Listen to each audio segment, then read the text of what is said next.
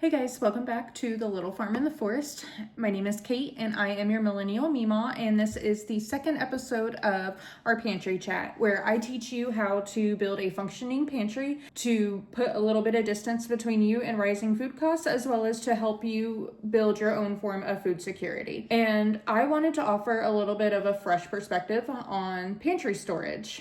When I got started building my pantry and shopping for me and my husband and really paying attention to my diet and what we were eating, one of the things I struggled with seeing a lot of restock videos or pantry chat videos was I am a texture eater and I don't eat a lot of canned food. And that is coming from somebody who gardens and does can some of the stuff out of the garden. So wanting to eat a little bit, preferring a lot of my food to be fresh or from the frozen section, like my vegetables and stuff, for like convenience, it really was forcing me to eat a little bit more seasonally. So right now in this season with the holidays coming up and fall is here, these are some items that store really well and that are generally at their lowest price of the year because they're holiday staples, and a lot of traditional holiday meals. So I'm going to kind of do what I did last time and start naming them off and explain some of the exceptions to the rule, or like how to store these and why I choose to do it the way I do. And it's important to know I don't have any dietary restrictions and I'm not on a special diet and I don't have any food allergies. So sometimes in these videos, I know there may be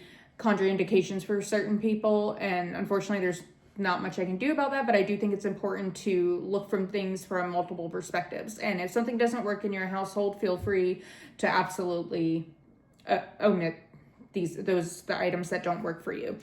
This does not happen overnight. This comes by trial and error, and don't get discouraged if you're feeling overwhelmed. So to jump right into it, the first one I have here are hazelnuts, and I have some walnuts. The important thing is to buy them in the shell. This is the time of year where they start rolling in at the grocery store in bulk, and some grocery stores you like scoop them into a bag. Some already have them portioned out. Sometimes they sell them as a mixed variety. But the most important part is to buy them in the shell. And that is because the shell prevents those fats and oils inside the nut from oxidizing, from going rancid.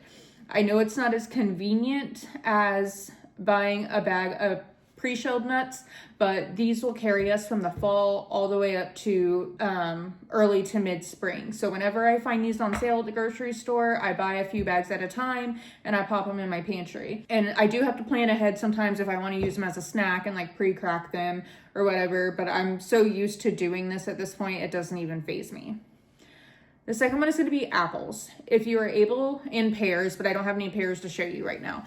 If you are able to get them from a local orchard when they're coming into season, if you get a thick skin variety such as a wine snap or a honey crisp, they will generally store for quite a few months as long as you store them away from other things that produce ethylene gas, because that facilitates ripening and that will make them ripen faster. So things like your onions, your pears, you want to put some distance between them.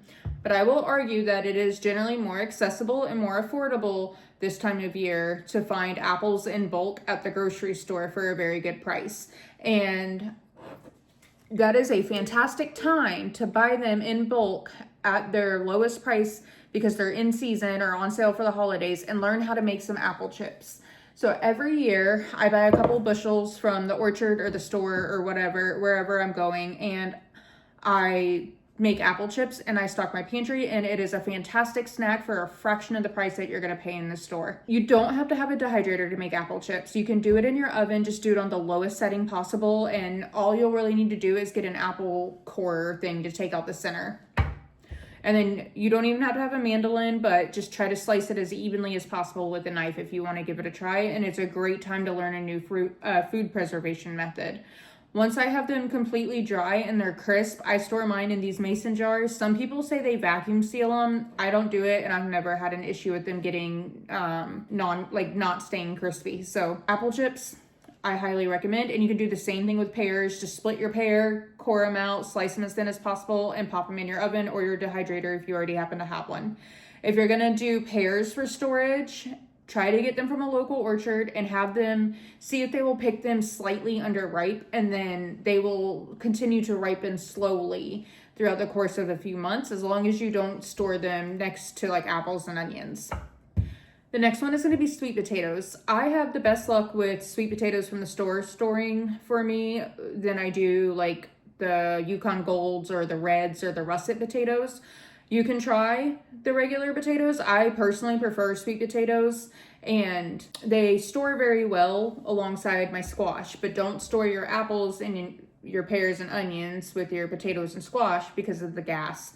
They will cause these to maybe start to sprout some eyes, or the rind to, like these to continue to ripen on the inside. So the next one is the squash. I grew these from our garden this year, and I think they are absolutely beautiful. And what you're looking for is a like winter squash variety. So this is a butternut and this is a spaghetti squash. Pumpkins are fantastic and will store. And you want to find the one with rinds that you cannot pierce with your fingernail and a woody dry stem. That's what you're looking for to make sure that they are like cured correctly and to give you the like most maximum shelf life.